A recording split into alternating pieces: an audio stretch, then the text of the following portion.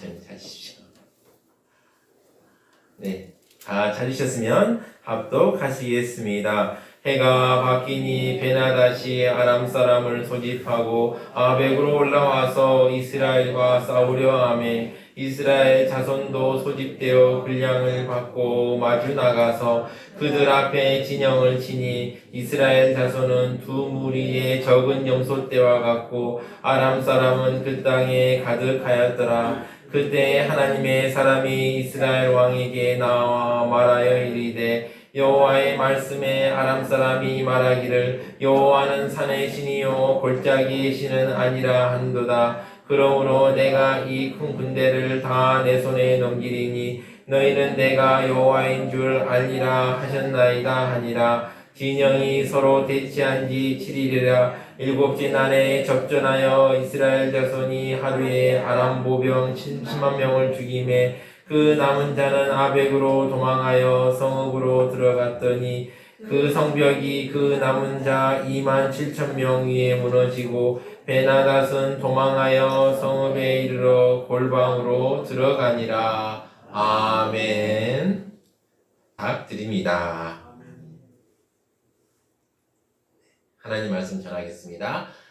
성스러운 주일 아침에 걸어가신 뒤에 전에 오신 사랑하는 수많게 성도님들 한 분 한 분마다 하나님의 사랑과 은혜와 축복이 넘쳐나시기를 진심으로 축원합니다. 선선한 가을. 요즘 좀 춥지요? 예, 춥습니다. 그러나 이제 많이 시원해졌는데요. 가을이 와서 옆에 있는 분들에게 함께라서 행복합니다. 건강하세요. 한번 해주시기 바랍니다. 함께라서 행복합니다. 건강하세요. 함께라서 행복합니다. 건강하세요. 요즘에 감기 걸리기 정말 좋은 계절인 것 같습니다. 제 주변에도 제가 아는 지인들 중에서 감기 때문에 고생하시는 분들이 많더라고요. 저도 얼마 전에 살짝 몸살이 좀 있어서 막 감기약을 막 몇 개씩 먹었더니 또 낫더라고요. 그래서 하여튼 건강 조심하시고 환절기니까 이렇게 하나하나 좀 잘 하나님 은혜 가운데 걸어가시길 바랍니다. 우리가 살고 있는 이 시대를 어려운 시대라고 말하는 사람들 참 많습니다. 어렵다, 힘들다, 취업도, 대학 진학도 어렵다, 힘들다라고 말합니다. 얼마 전에는 지금도 그런 단어를 쓰는지 모르겠는데 얼마 전에는 지옥이라는 영어 단어 헬을 붙여서 헬조선이라고 우리나라를 말하기도 했습니다. 그런데 우리나라가 과연 지옥일까요? 아닙니다. 곰곰이 생각해보면 우리는 과거에 우리 조상들이 누리지 못하는 것을 넘치도록 많이 누리고 있습니다. 돈이 없다고 곳곳에서 아우성이지만 사실 로마 황제들도 가지지 못한 세탁기도 있고요. 또 휴대폰도 각자 가족들마다 하나씩 있죠. 과거에 누가 다니면서 멀리 있는 사람과 연락할 수 있었을까요?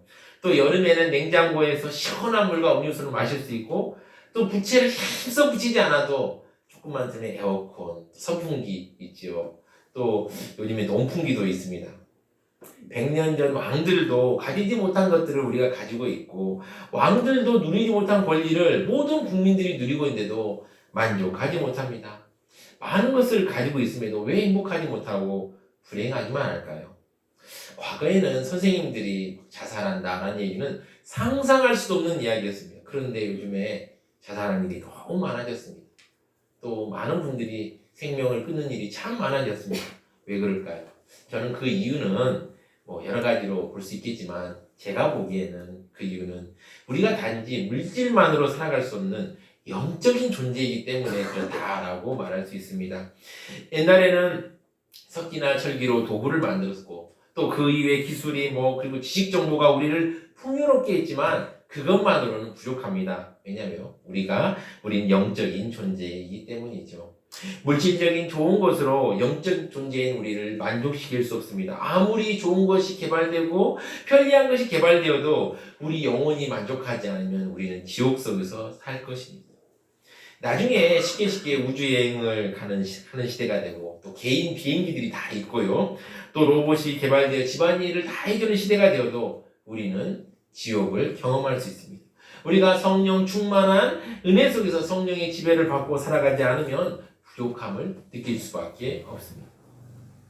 많은 사람들이 자기 찾아온 좋은 것들을 놓치고 사는 것은 우리에게 참된 복과 은혜를 주시려는 예수님을 외면하기 때문입니다.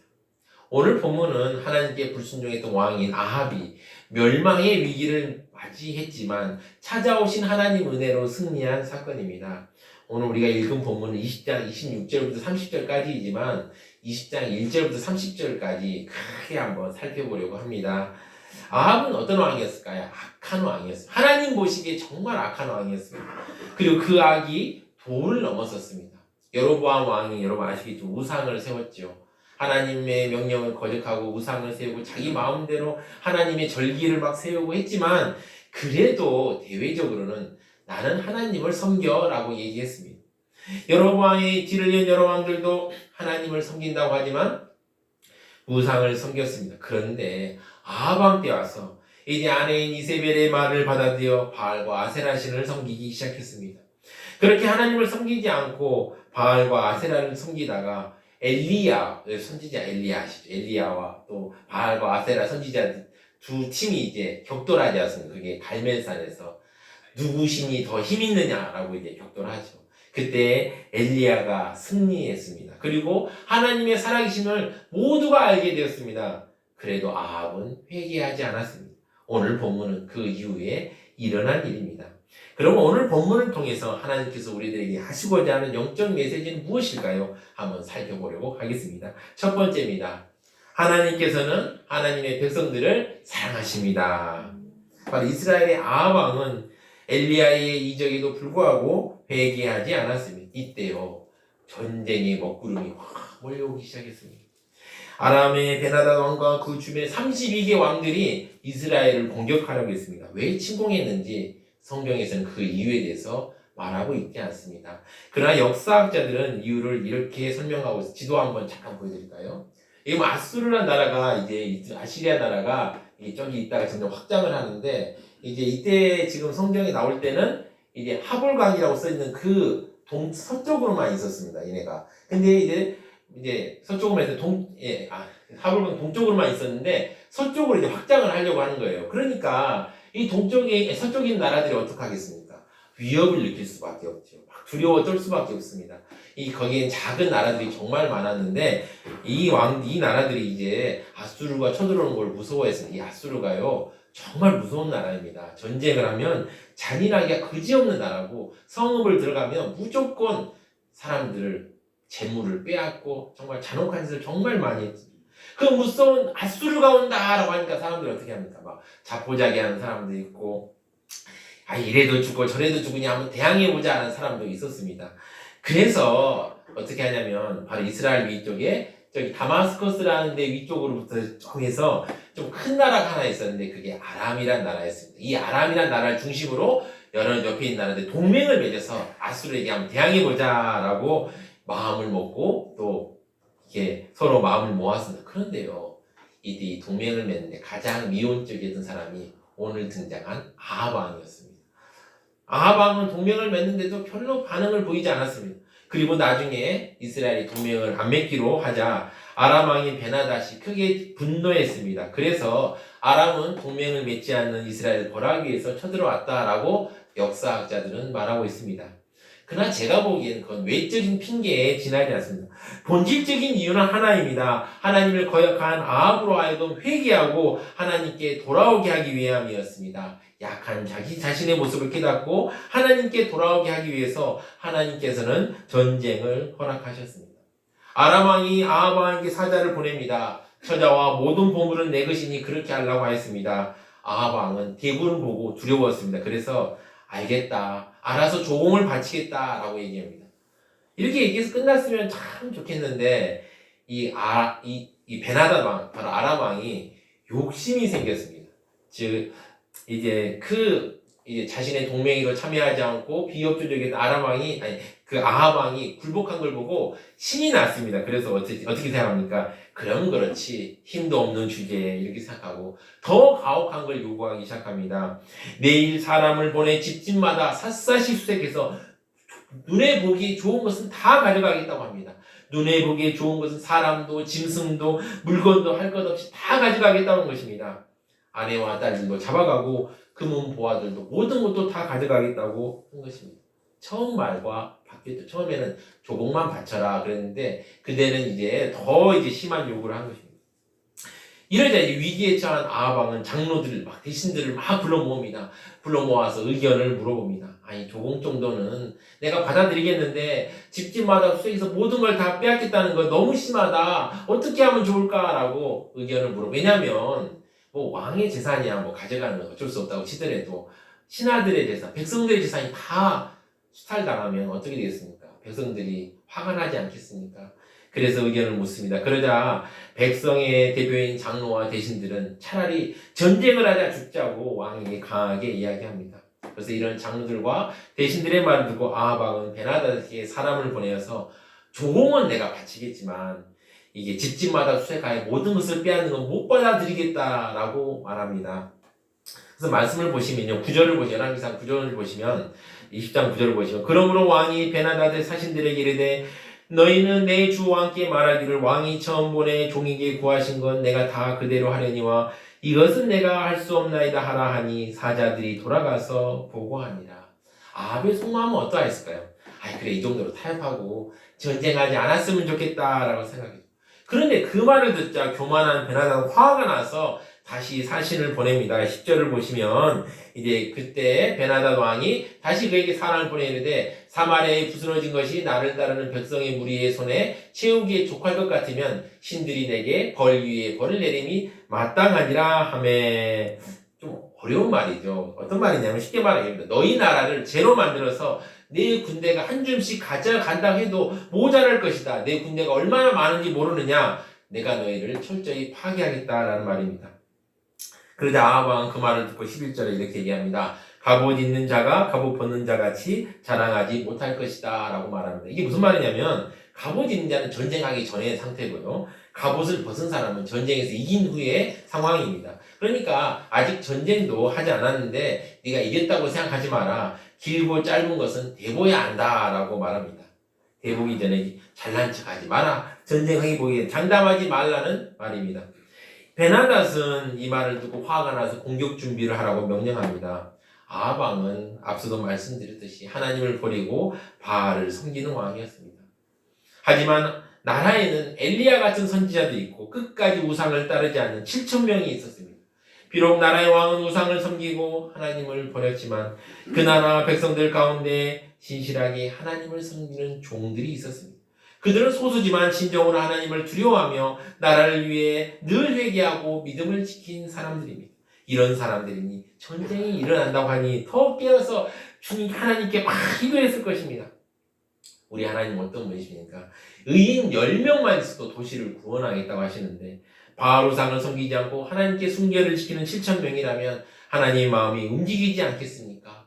불쌍히 여기지 않겠습니까? 물론 백성이 대다수는 하나님을 버렸고 아합 왕도 하나님을 버렸지만 하나님을 경외하는 기도의 사람이 마침내 하나님의 마음을 움직였습니다.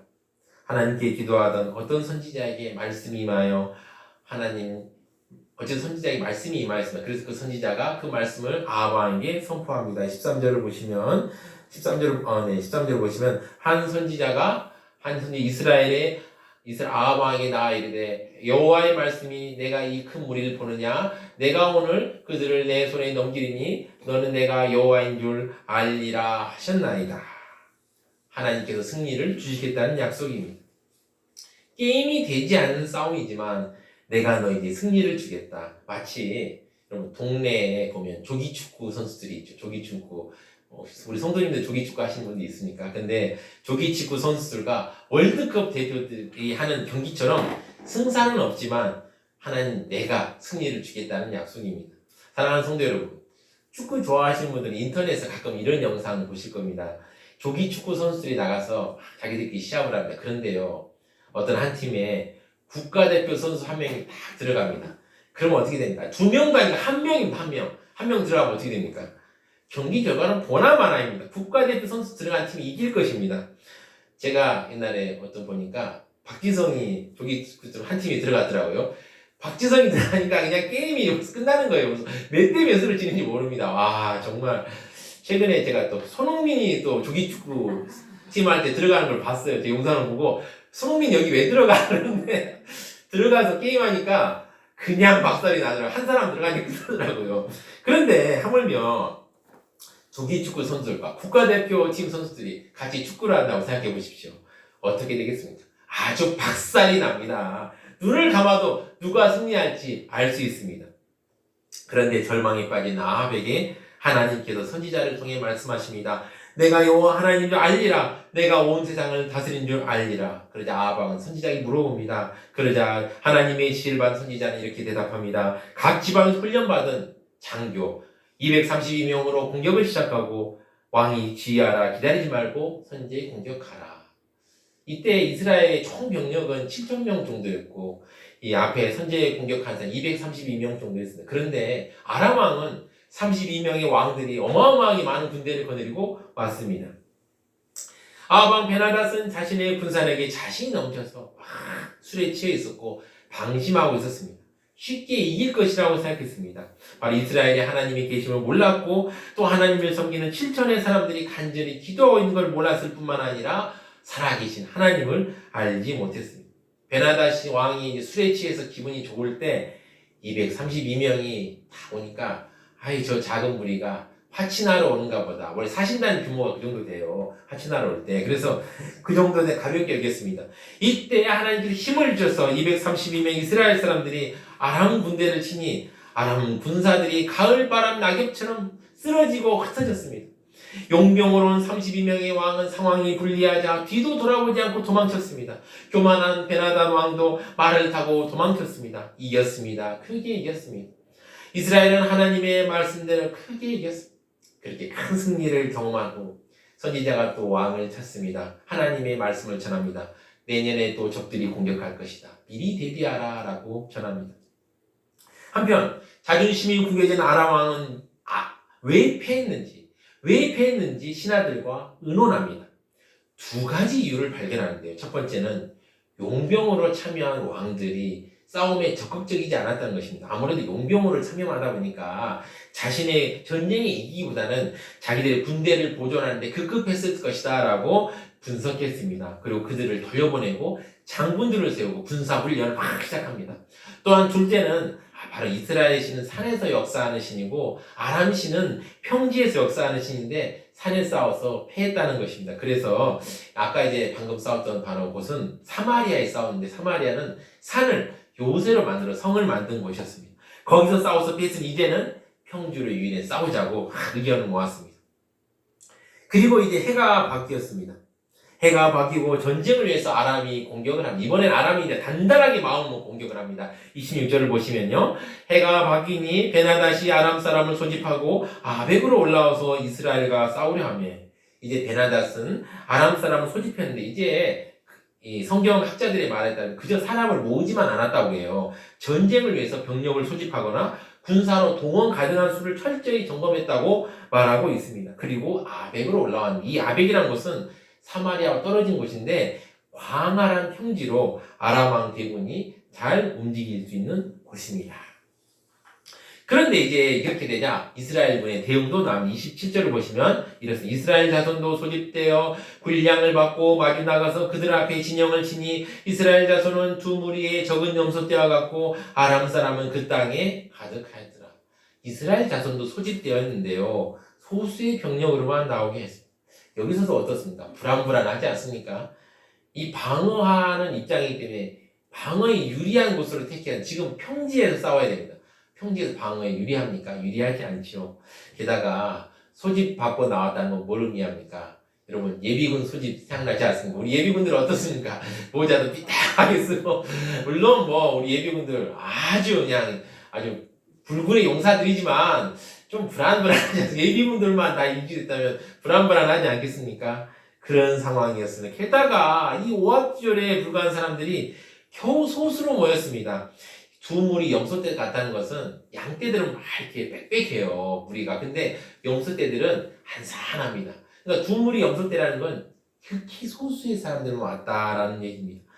이스라엘 군사는 염소 두 떼처럼 소수이고 적들은 온 땅에 가득 찼습니다. 나중에 보시면 알겠지만 이 적들의 군사 수가 한 12만 7천 명 정도 되었다고요.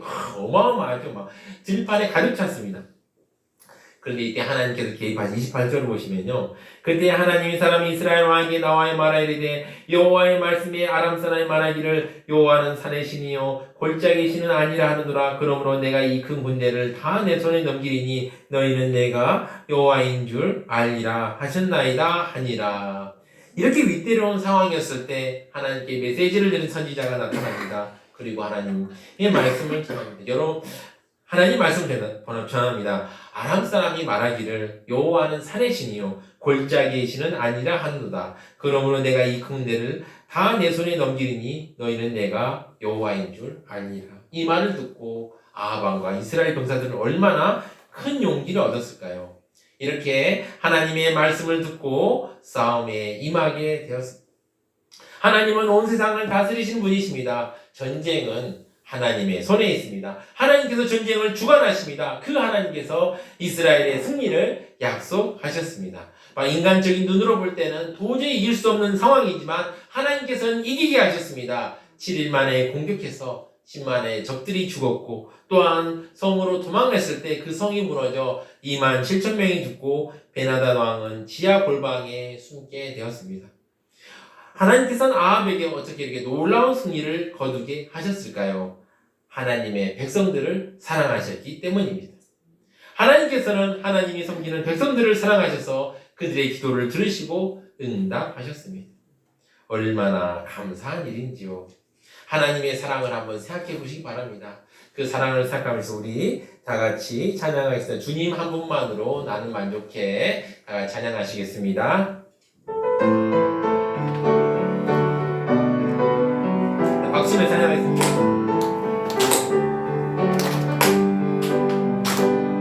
주님 한 분만으로 나는 만족해. 나의 모든 것 대신 주님 찬양해.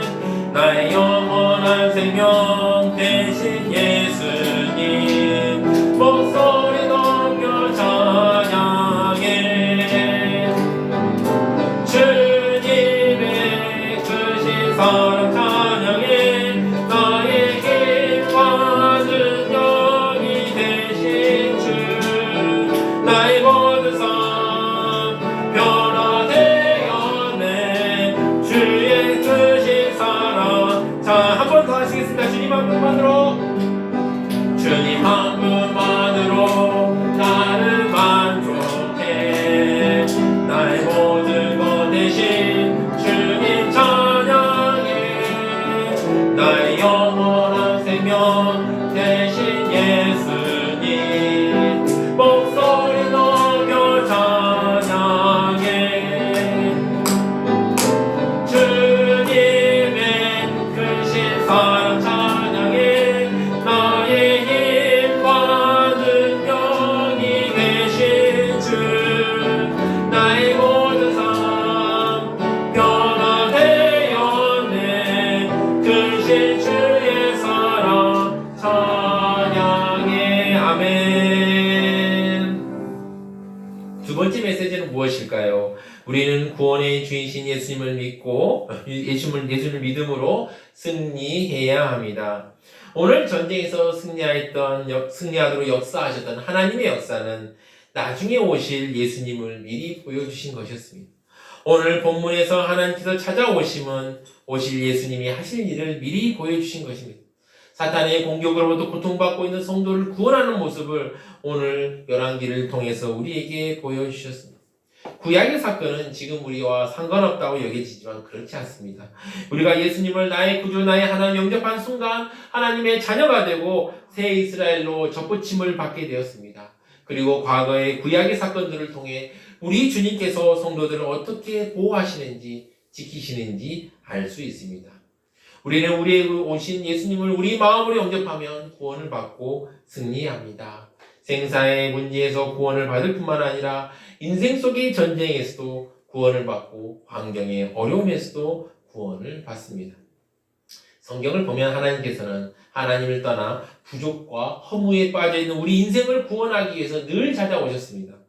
아담이 타락했을 때 찾아오셔서 가죽으로 옷을 만들어 부끄러운 수치를 가려 주셨습니다.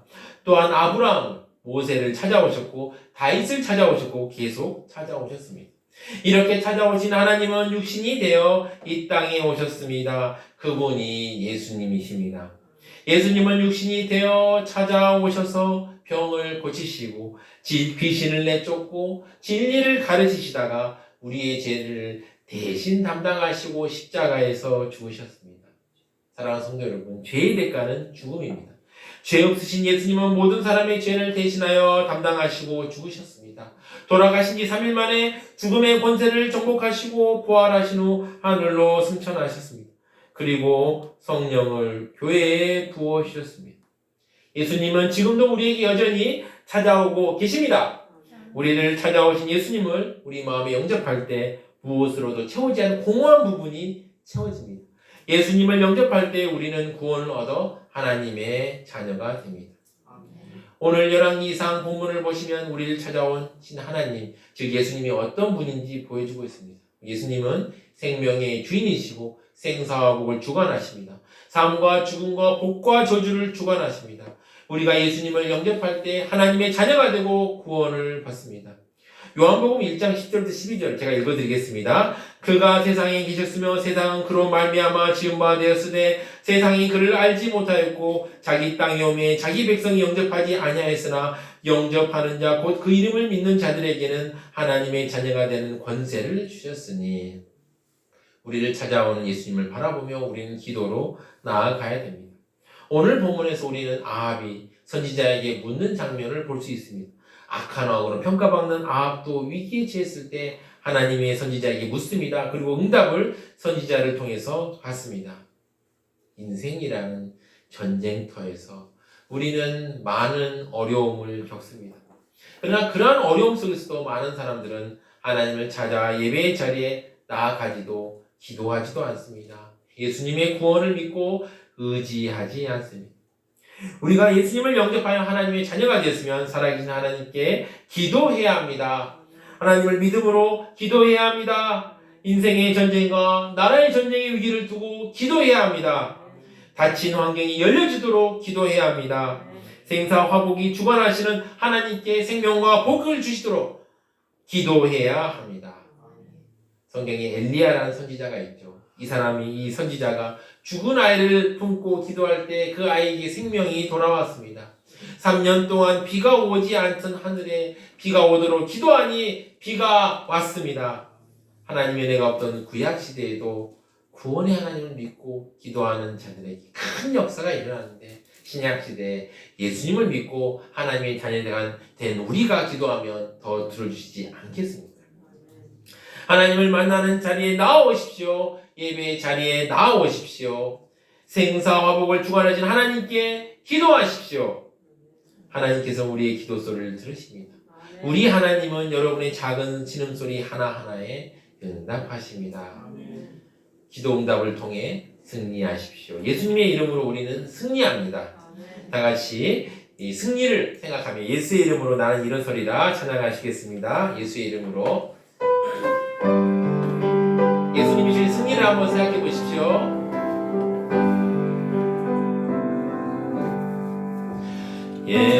예수의 이름으로 나를 일어서리라. 주가 주신 능력으로 나를 일어서리라. 원수가 날 향해 와도 쓰러지지 않으리. 주가 주신 능력으로 주가 주신 능력으로 주가 주신 능력으로 이 한 번 더 하시 예수의 이름으로 예수의 이름으로 나를 일어서리라. 주가 주신 능력으로 나를 일어서리라. 원수가 날 향해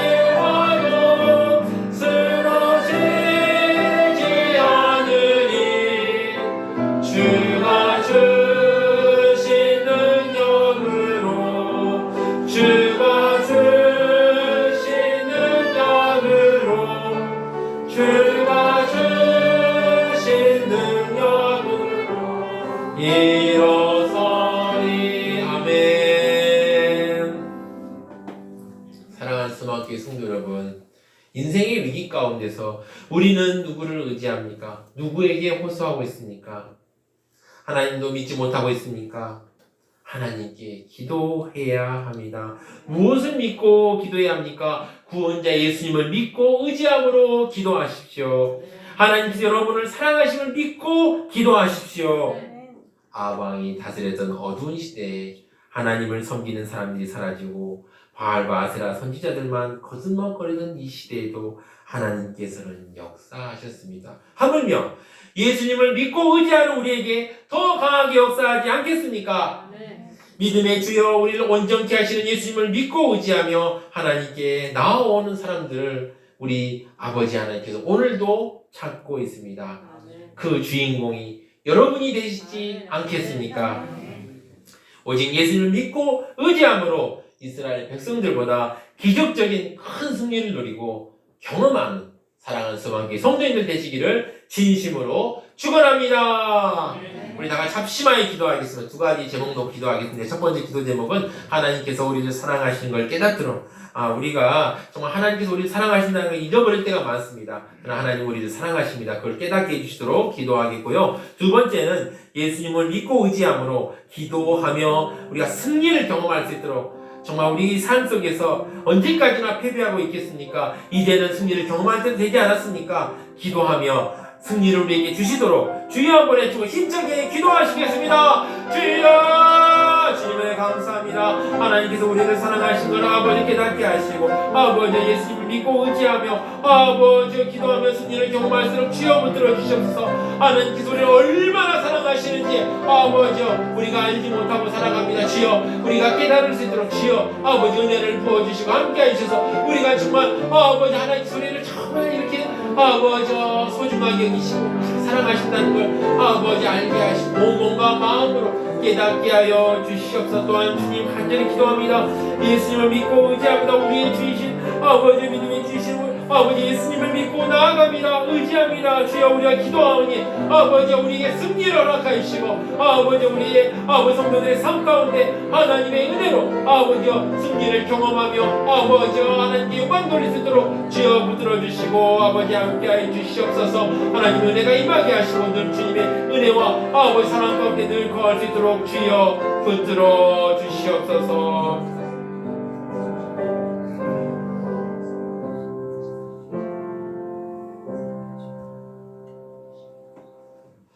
큰 은혜가 넘치는 하나님 아버지, 오늘 큰 구원의 역사가 일어난 본문을 보며 하나님께서 우리를 사랑하시는 것과 예수님을 믿고 의지함으로 기도하며 아버지 승리를 경험하는 우리가 될 수 있도록 인도하여 주시옵소서. 이 모든 말씀 우리의 승리 되시는 예수 그리스도의 이름으로 기도드립니다. 아멘.